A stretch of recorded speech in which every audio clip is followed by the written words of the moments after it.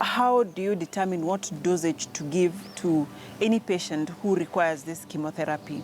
Everyone's dose is also different. We compute something called body surface area using your weight and height. We have formulas and applications that we use, and then we multiply that factor by a certain dose that has been predetermined based on clinical studies that have been done mainly in the West, and that's how we decide which dose is right for you. So you'll find that somebody who's slightly heavier, slightly taller, will have a bigger dose compared to somebody who's more small in body size.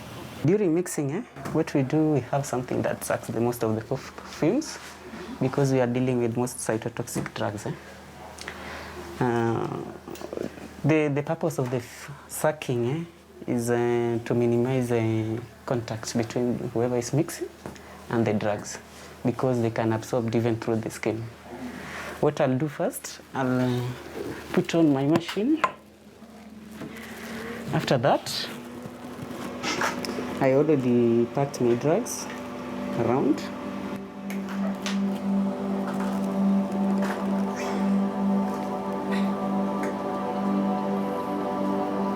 Whatever I'm mixing is called the oxaliplatin, and as you can see, it is put into an amber colored bottle, which means you'll be protected from light. Now when it's in this bottle, it means it's already protected, so the light will not affect it so much. Oxaliplatin is mixed in 5% or dextrose. Whenever you put it in a normal saline, it forms some kind of there is a kind of reactions. So what you do, you put it in 5% dextrose.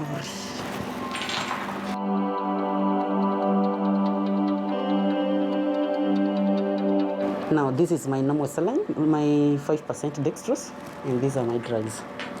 I want to mix 215 milligrams of oxaliplatin. Whatever I have packed in this one bottle is 100 milligrams of oxaliplatin. So I'll have to calculate the 15 that is remaining from 300. Yeah. You'll find that it is around these two, which is 50 ml. Times 3, that is 100 ml plus 7.5 milliliters. We normally use syringes and needles.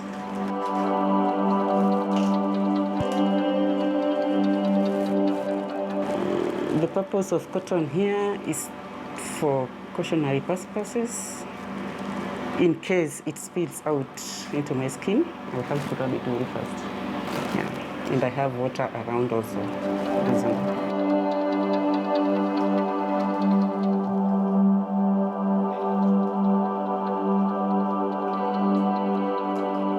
So I'll withdraw. This bottle is 50 milliliters.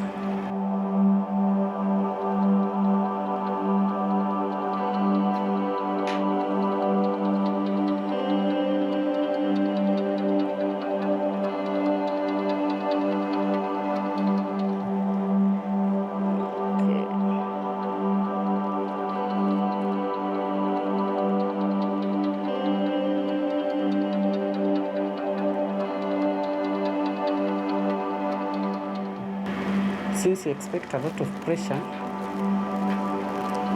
I normally use cotton wool to prevent the spillage.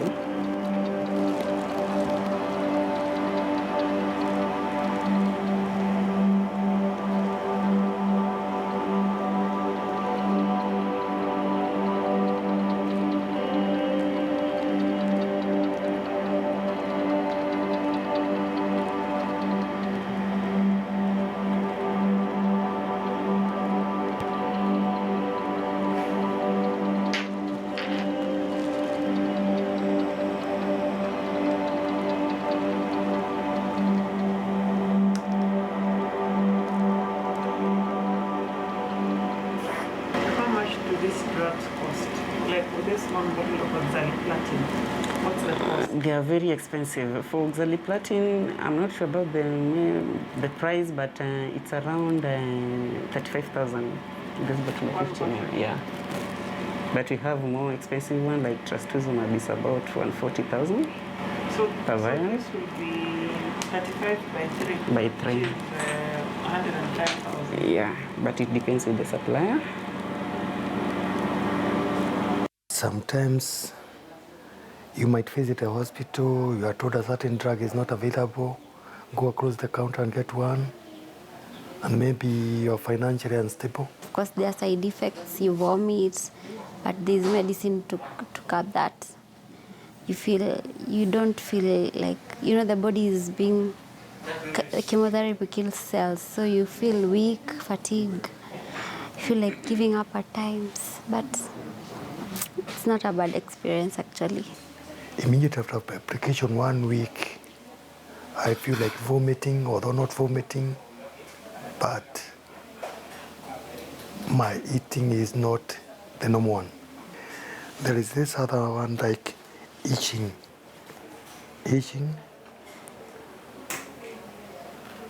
There are some times when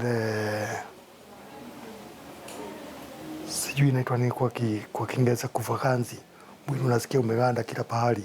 And what are the common side effects of chemotherapy that patients undergoing this treatment process should expect? Most of the common side effects of chemotherapy, especially the old drugs, will include hair loss. It's quite a common side effect.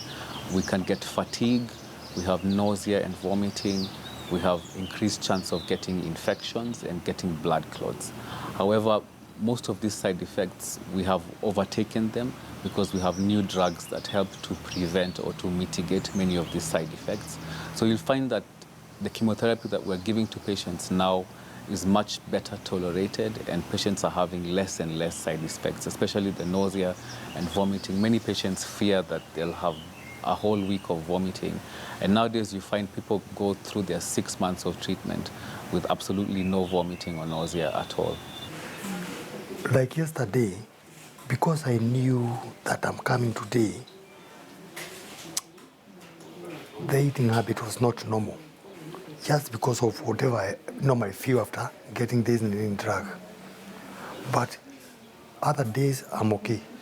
And so there is that one action test. Of all the side effects that you'd had of chemotherapy, which one were you most afraid of? Pain, vomiting.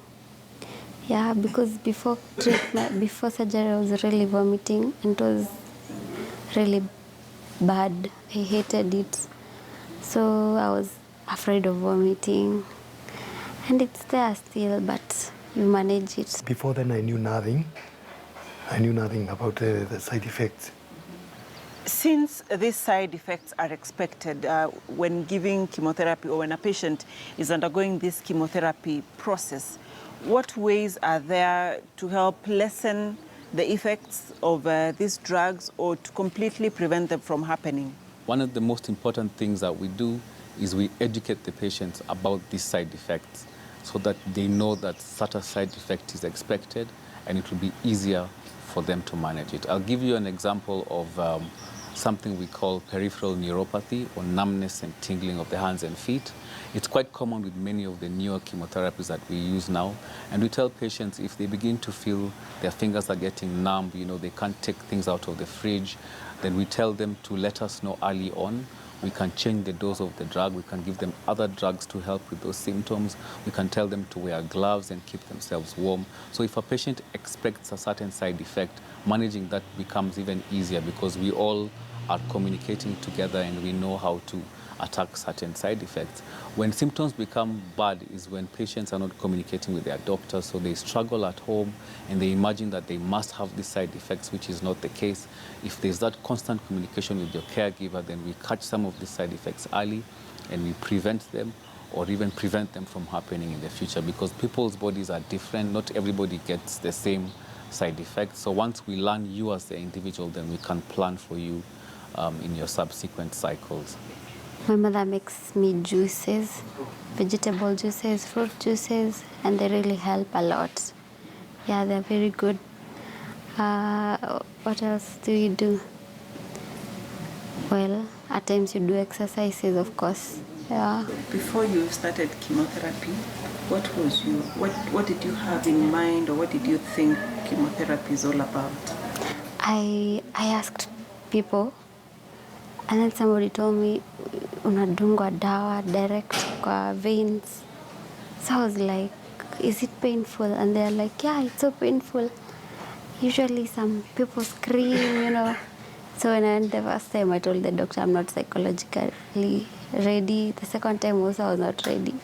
Then when I started, I felt like it's just normal. You know, you just go, they put an IV, put you the medicine, then you just go home. By that time, I could not differentiate between radiotherapy and chemotherapy, so I thought it is where I'm going to be put under some rays of light, maybe to subside or whatever, the growth which is in my stomach. So that is what I thought. I never thought that it is some chemicals. Having talked to some of the patients, there are some expectations or some things they knew about chemotherapy that, well, made them more anxious when coming for treatment. What are some of these myths and misconceptions that people have about chemotherapy that you get to hear about during your day-to-day interactions with the patients? There are a lot of misconceptions about chemotherapy. I've met patients who will tell me, Doc, I feared to come for chemotherapy because I was told it will burn my hand, you know, and I'll feel so much pain and I'll not be able to sleep. And what I tell patients is, if your chemotherapy is given well, it is actually a pain-free procedure. It will not be any different from having antibiotics running through your drip. We have many new drugs nowadays that do not have the traditional side effects that we had in the past.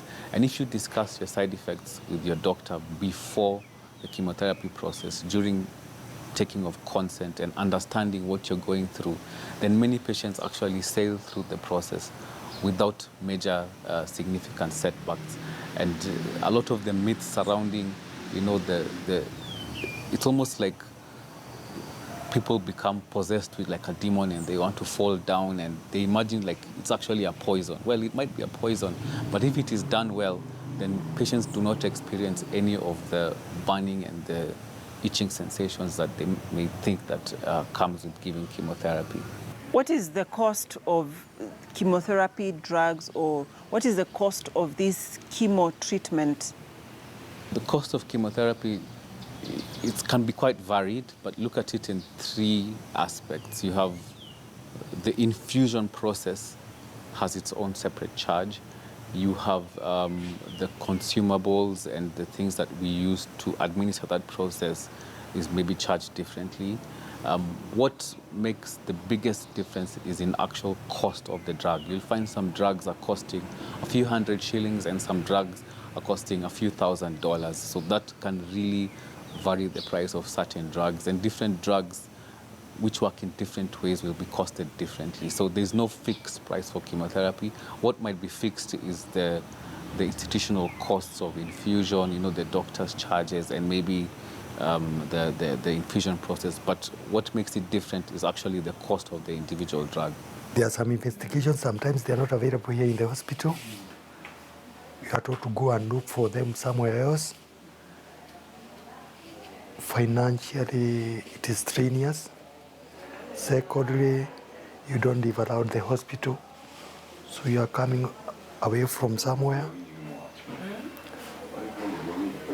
You are employed,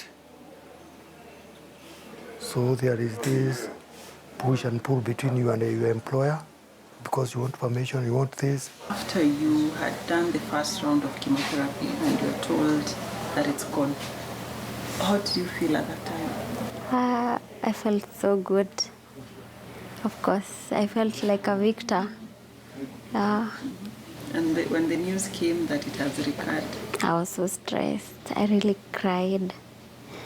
My mom was there for me, my boyfriend, my brothers, my dad, they're all there for me.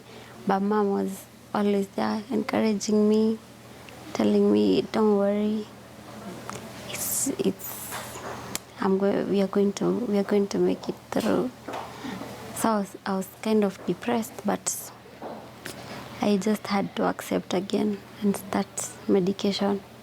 I've gotten a lot of support, which one would wish. From friends, relatives, my fellow workmates. I can't say I have gotten support, enough support. Chemo buddies, or the patients, the caregivers who accompany the patients to the chemotherapy process, be it the relatives, brothers, and friends, those are also very important in terms of supporting these patients throughout the process. I'm looking forward to being told that it's gone again and it won't recur, and I'll go back to my normal life, go look for a job. I graduated, and during graduation is when I was, that period, that's when I was in surgery, So I've not experienced the life of working really like my other classmates. So I'd love to experience how life is like. I want to start my own life, start a family. My expectation is to get healed and continue with my normal life. Do we have capacity as a country to manage cancer? Capacity will always fall short in terms of the resources that we have. But whatever resources are in place now, they can deal with part of the problem. Obviously, it's not enough to deal with the entire problem. There's a lot that needs to go into cancer management, and not only at the tail end of chemotherapy and radiotherapy, but starting from the beginning in terms of prevention, screening, early detection, catching them early, offering the correct treatment, ensuring even survivorship. If you treat somebody and then they get diabetes and heart failure and die 2 years later, then you wonder what you may have been doing. So there's that document called the National Cancer Control Strategy, which has all these aspects in place. It's all about implementation.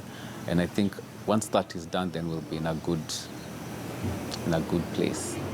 I just want to tell people that cancer is not a killer disease. Sometimes it's in the mentality.